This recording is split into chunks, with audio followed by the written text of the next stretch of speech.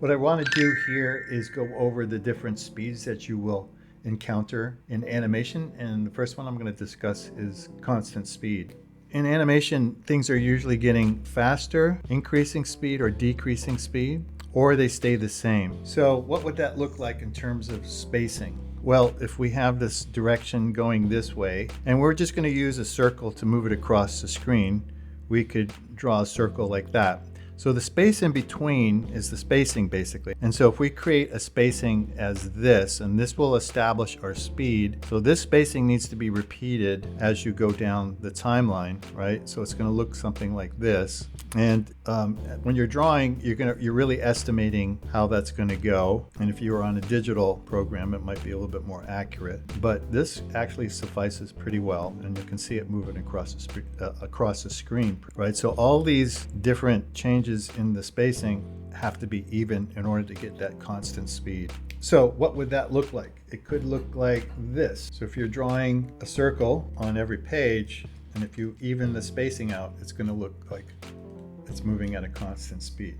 Okay, that's relatively easy to do. However, it gets a little bit more difficult once we start moving into overlapping shapes to make it go slower. So as we know that when the spacing gets closer together, the slower it's going to go across the screen if we're all agreeing to be at 24 frames per second. So let's say we're moving this circle across, or a ball, or whatever you want to call it, and we're going to measure it like halfway here. You know, it's a little bit harder to kind of create the circle or the ball so that it remains with the same volume, right? So I'm just sort of sketching it out here. And what I would do is draw a kind of a light circle in a light colored pencil or very lightly on the page so that you can draw over it with a little bit of a firmer hand. But the trick is really to get this the same volume the whole time as it's moving across. So for instance, if you're drawing a head on a character and you are wanting to have it move at a constant speed, then as these representing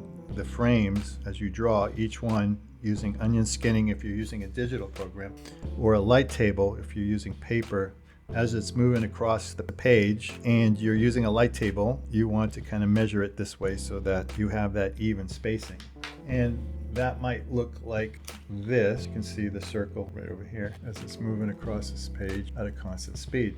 And if we take a closer look though, we can see that the shapes, you can see a little bit underneath. It's kind of like using a light table, but I'm just using a notepad, sticky notes here, and you can see overlapping shapes here. So try to be as accurate as you can and keep the volumes the same as that's moving across. As you can see, it's pretty forgiving. There might be some fluctuations in volumes, but for the most part, it seems to go pretty well. In an animation scene, maybe there's some call for something that's going across the screen, but in most cases, anything that you draw will be getting faster or becoming slower.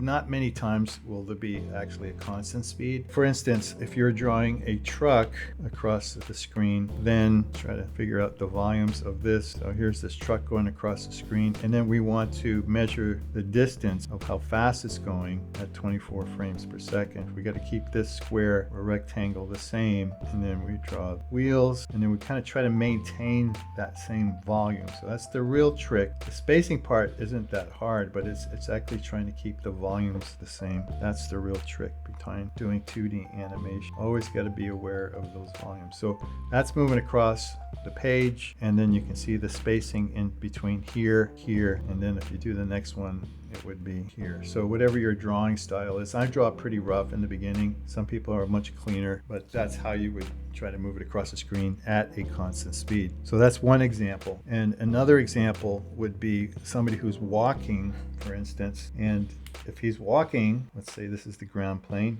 then he is draw a stick figure here. He's walking, and then so this distance here has to be the same for each step, right? So here's the contact position. That would be the contact where he's switching legs and etc. So he would be walking that way. So the distance between as he's moving forward in this direction would be exactly the same. However, he's going to be doing some up and downs, so the ups and downs, and if I'm going to draw that, I'm just going to spread it out a little bit so you can see this is the down and then it goes into the up in the passing position, and then it goes into the up here. This is a very exaggerated walk right here. And then we go back to the contact, which is the same level as here. And then this frame right here is going to be the same as this, except that the feet are reversed, right? So if we were to draw the body on here, try to keep it the same length, and then this would match this. Now I'm not going to draw the feet because they're not going to sync up properly, because this pose actually will end up over